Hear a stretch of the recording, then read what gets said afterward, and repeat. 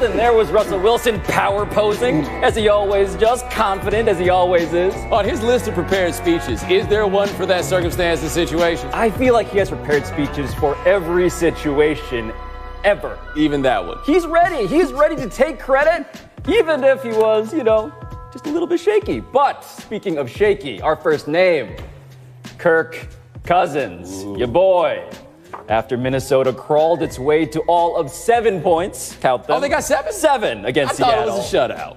The Vikings today fired first-year offensive coordinator John DeFilippo. So, Bo, who felt like the bigger problem to you last night? Was it Mr. Cousins or was it the offensive coordinator? First of all, welcome to the NFL. People talk about giving this DeFilippo dude a head coaching job, and he just got fired from his assistant coaching job. I mean, I don't know scheme-wise whether DeFilippo was the problem. I know he wanted to run the ball less than Mike Zimmer did. Mike Zimmer wanted to run the ball more. They ran the ball a lot more before. But, man, they thought they were a quarterback away. And so they paid $27 million a year to get this dude right here. Yep. And guess what? They look like they're a quarterback away. They also look like they're an offensive line away, to be fair to him and to DeFilippo. But what was that? Yeah. Like, he threw the ball dead backwards. Jason Witten on the broadcast gave him credit for presence of mind. That is the opposite of presence of mind. He forgot where the hell he was. Thank God for Latavius Murray catching that, because if he didn't, we would probably be laughing at this even more than we are right now. But you're right. They were running the ball second most often in the league last year, 31st under DeFilippo. And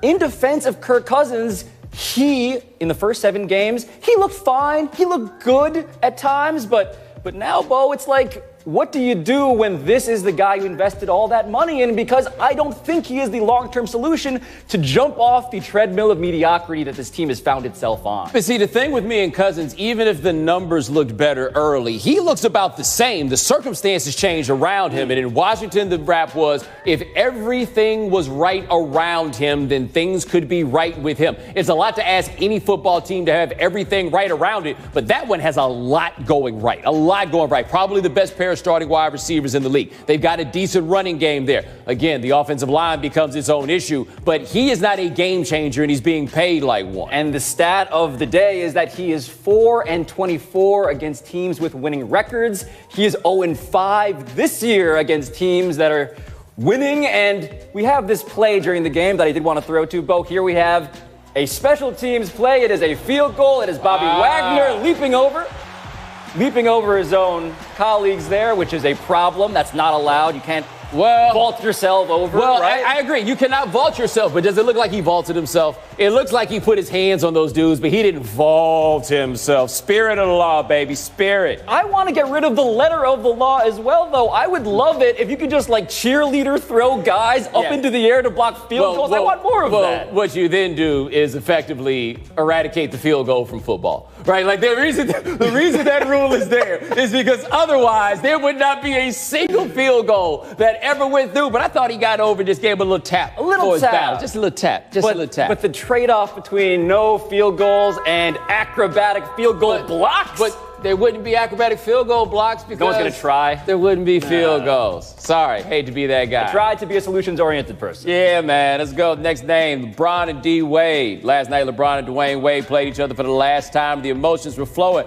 Pablo, just how rare is this friendship? It's extreme. It's an outlier. I mean, their wives nicknamed them Celie and Nettie from The Color Purple after the emotionally inseparable sisters. Have you seen The Color? I have, because I had to research for the story that I wrote about this. But I take you back to the summer of 2014, Bo. LeBron James and Dwayne Wade are talking about what's going to happen next season. They're both up. Dwayne Wade says, I'm going to sacrifice $11 million to make the Miami Heat salary cap situation more palatable so we could afford LeBron James. They go on this private plane from Las Vegas to Miami. We see them on the tarmac hugging. LeBron James leaves.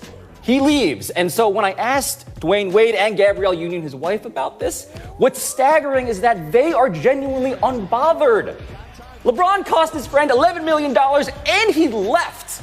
And the friendship survived to the point where after this missed three, they're going to embrace and hug in front of all of America. Can you imagine two other people in any industry doing that? No, but what is different about this to me is this is the only relationship that I can really think about in sports that is based on friendship. Like, that's the defining thing. Like, their relationship has helped to define the last 10 years of basketball. Their relationship changed the order of what the NBA was because it's what brought LeBron there. Generally, we think of two players as good as these guys were concurrently as being rivals, but there was no point in their careers that ever overlapped in such a way that actually created rivalry. And look, there was space and time for that to be the case. Their teams just weren't good at the same time. But also, we as media, LeBron was the guy with all the flash coming out of that draft. Yep. Dwayne Wade won the championship first, won Finals MVP first, and we still never put those guys side by side. It's kind of fascinating how it all went. Yeah, and now we have guys like Giannis who are of the Kobe Mamba mentality, who talk about how they don't want to work out with anybody,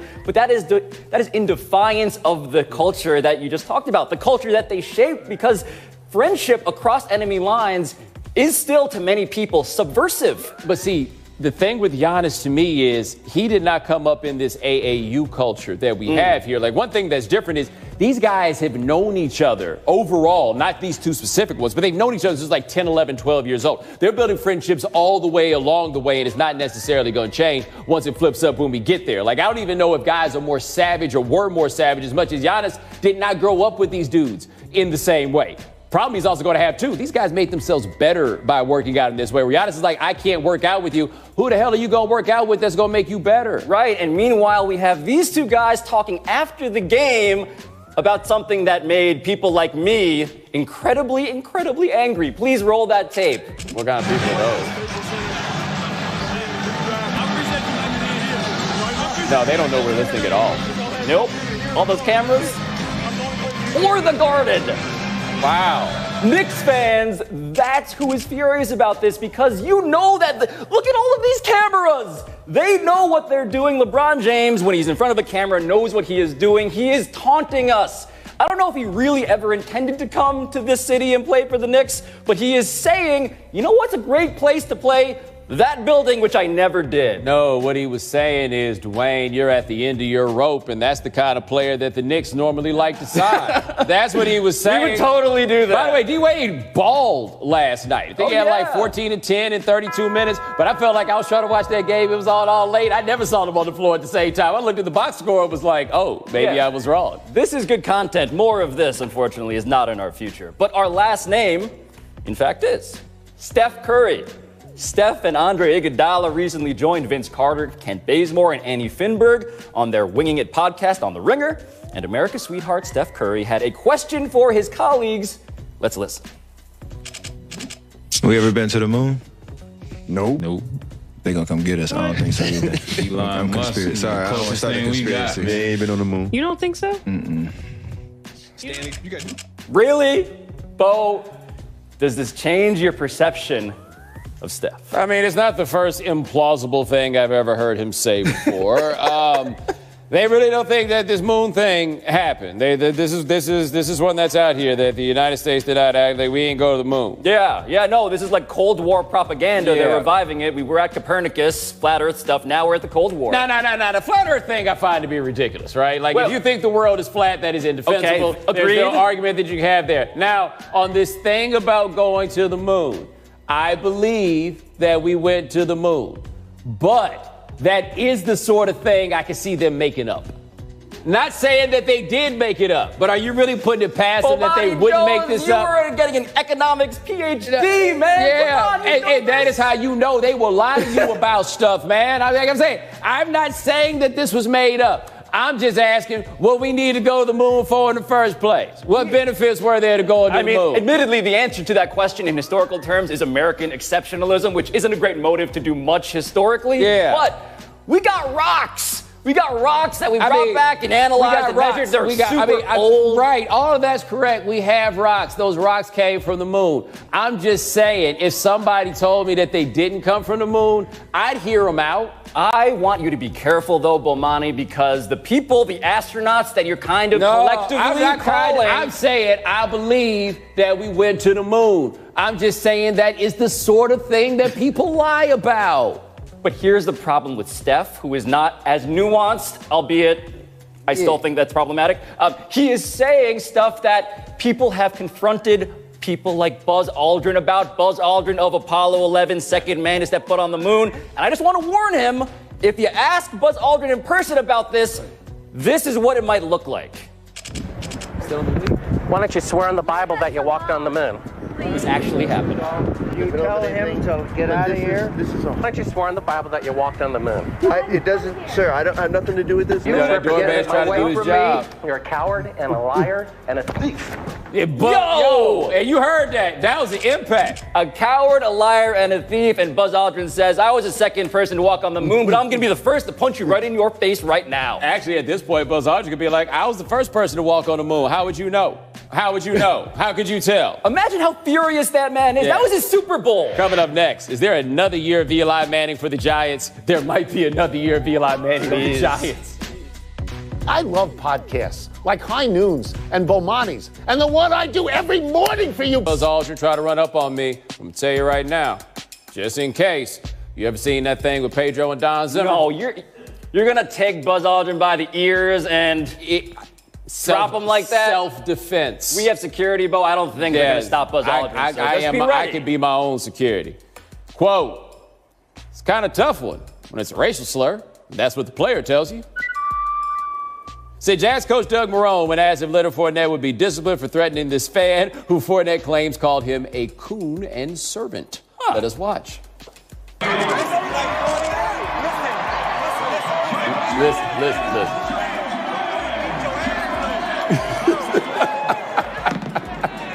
He's just like, I don't understand why you don't get this.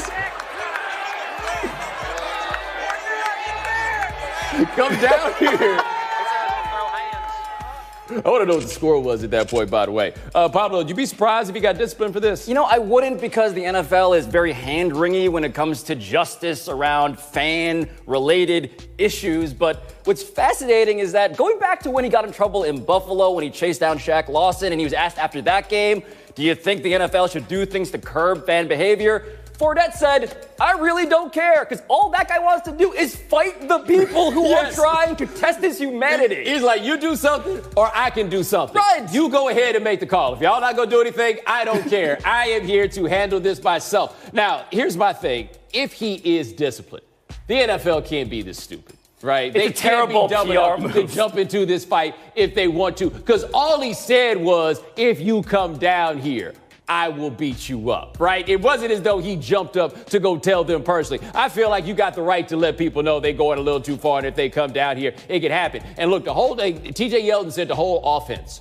heard this. Yes, the running backs heard this. This is not just one person who happened to hear this thing. And where Marrone was like, it's kind of a tough one. What's tough? Right. Like where is the difficulty here? If the response that Fournette had to that was simply, listen, come down here and I'll beat you up, I think he's a saint. Yeah, Marrone could go even harder in on this, because he did say, I trust the player. But the easy answer is to say, in fact, we have a zero tolerance policy about racial slurs. Yes. Whenever we hear a whiff of it, we're going to send someone up there and eject that dude. Right. Why, that is interesting. Why does he not come out and say this? Hey, look, man, the way they were talking to our players is uncalled for, and it should not be tolerated. That is the easiest play in the world for you to make. Instead, he's like, I don't know, this could kind of go either way. What? And meanwhile, is there anybody on the planet that you would want to fight less than Leonard Fournette? Yo, right now, on the list, like, what would Leonard Fournette have to say to you to make you punch him in the face? I feel like he could walk up behind me right now, take my chair, and I would merely, sir. It's like, hey, man, I heard what you were saying about my mom. I just wanted to let you know I heard. All right, I could hear you. I don't know if you realized with the level that you was talking. Like, if you didn't want me to hear what you was saying, I wanted to let you know that we could hear you all the way over here. There's a video of him fighting an offensive lineman on his own team. It was 6'4", 300. He is not afraid of anybody on this earth. He's from New Orleans. Next quote. The most likely starting QB for the Giants in 2019 is still Eli Manning. Tweeted SNY's NFL reporter Ralph Vacchiato. Bo, how should Giants fans in this city feel hearing that? The Giants in the midst of such a bittersweet run toward not making the playoffs, because it has probably saved Eli Manning, who, to be fair, has not played badly really over the course of the last month and a half. That being said, this was kind of the play they were going for the whole way, because they did not make a plan to get another quarterback. Basically, the gas light is on for the Giants. You guys need to get gas. And you keep driving like, we can get a little bit farther before we can get gas. Okay, we can get a little bit closer. Okay, then you're almost to the house. Well, we can just get gas in the morning. Okay, but in the morning, you're still going to need to get gas. They got to get some gas in the draft because y'all still need gas. No, but we got these new tires. We got these new tires. Saquon Barkley is here, and he's going to make you go all the way. And it's like, no, we still need the gas to go as far as Saquon can take us. And that's the curse of getting Saquon Barkley. It's not, the worst case scenario is not that maybe he's going to be mediocre. It's going to be that he's so good that he helps Eli keep that job and drop their draft pick. Yes. This team needs to tank. No one in the NFL, by the way, it turns out, is good at tanking. That's what I'm learning from this has week. anybody talked to Odell Beckham about this when he heard that the quarterback's going to be Eli? Again, are you serious? Right. He was like, about those 20-yard completions, though, that I was asking Go get some gas, man. Please. Last quote. In today's game, I would strike Babe Ruth out every time. I'm not trying to disrespect him, Rest in peace, Shout out to Babe Ruth. Said free agent reliever Adam Ottavino. Ottavino had a 2.43 ERA last year, struck out 112 batters in 77 innings while pitching for the Rockies. Pablo, could he be right? I mean, I have an issue with how we do the time travel hypothetical because this guy is basically implying that he could go back in time like Marty McFly in Back to the Future, rip a few chords of Johnny B. Good before Chuck Berry ever did, then zip back out. And that's not how this works. You can't just go back in time and strike out Babe Ruth. The question is, if you guys both contemporaneously lived in the same era and you both had access to nutrition and conditioning and technology and the wisdom of Babe Ruth going forward, how would you do? And that's where I feel like we are disrespecting the Bambino. Okay, we all agree that modern players have all these advantages that they didn't have back in the day and that there are more good players in baseball now than there have ever been. Yes. And there's more guys throwing bucko one, bucko two, all of that. However, no one in American professional sports has been better than his peers than that dude was than his. Like, yes. I get it. I understand it. I fully get the idea that there's Babe Ruth, back in the day, all this. Nah, man, he still be out here killing it right now. No, and he was an amazing hitter. He was an amazing pitcher. He was Shohei Ohtani before that. The best argument against Babe Ruth is that he didn't face the competition that was A, ethnically or racially diverse, or B, as strong as you said. Yeah, no, that is the thing, is that it was segregated when Babe Ruth played baseball, and there were not black people playing baseball when Babe Ruth played baseball. Yeah. Nope. No black people. Might have been one. It's possible. Yeah, there might be one. You never know. Yeah. All depends on who you ask. I would ask him. Coming up next is Luka Doncic's clutch.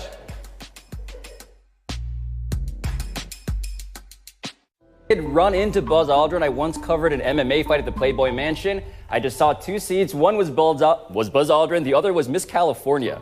So the guy is alive and kicking in ways that surprised me even then. So to speak.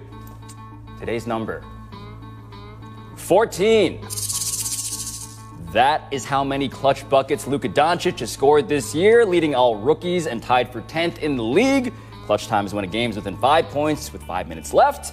Bo, there is still some room on the Doncic bandwagon. Are you tempted to hop on? You know what? He's good, right? I'd never questioned whether or not he was good. I questioned whether you guys were getting ahead of yourselves. I'm a hipster for Doncic. You called a dude that don't even jump that high a mini LeBron, right? But I will just like to take a moment to remind you of the moment that we all should have known that Luka Doncic was going to be good. And that was when the Hawks had the opportunity to take him and were like, nope, we'll let somebody else have him. That was a guarantee that all-star games were in his future. I thought you were going to go with when we watched the draft and saw his mom and realized that, a toughness must be present in his soul as well. Forgot about that. But there are cojones in this man, Bo. Aren't they in us all? Well, urologically speaking, you are correct, of course. I must acknowledge that. But his seem to be of a particular fortitude because this guy is taking the ball, he is leading, he is taking the big shots, and that's something that we could have extrapolated from Europe, but we're actually watching it in real time. It's also worth noting there's nobody worth passing the ball to on his team. Also, there is that. In closing, I'd like to give credit to Tiki Barber for being a better sport than I ever would be. Since Tiki is in a Broadway play called Kinky Boots, and he came on Good Morning America in, wait for it. Are you guys ready to see a whole new side of Tiki? Yeah. Watch this. Give it up for Tiki Barber, everybody! Here comes Tiki Barber on a television show that features the man that is basically living the life that he always thought would be his own. And now he out here in these boots. Wait for this. Keep I'm this. going to have to teach you how to walk. And a good pair of heels. Yes. First of all, you're a lot taller, but what's going on Oh! Hit him with the short man line on top of everything else. All Michael Strahan could have done after that has been like, oh, I wore my Super Bowl ring today. I love that Tiki Barber is trying to make it in a venue because he had been obstructed by the one he wanted, by Strahan. I was just waiting for Strahan to announce, and I am playing Alexander Hamilton in Hamilton. Yeah, I was waiting for Tiki Barber to look at him and go, how does it feel to be me? Because this was not supposed to go this way. No, he was supposed to be the next great broadcaster, and he is definitely broadcasting, but not quite in the Look at fashion he may have Tiki dreamed. Barber up there with them teeth. They so perfectly straight. He had everything in line. All the tools. Michael Strahan over there flossing with a rope and cashing every check while wearing his own shoes and not no kinky boots. He is so good at his job, though. Yep. Strahan. Yep. Sorry, Tiki. In closing, we live in uncertain geopolitical times, and I'd like you to go watch with me an episode in British Parliament where things have spiraled wildly out of control. Let's watch. But all you gotta know here is that there is this mace, apparently, that controls the fate of the British Empire. Not quite. Bigger, heavier, 22 pounds. That's a mace? So that apparently is a big no-no. There is the person who says to him, this is like when T.O. went on the Dallas Star, except they defended it in Dallas somehow more harshly than here. Be lucky she ain't hit him with one of those right there. Highly Questionable's up next.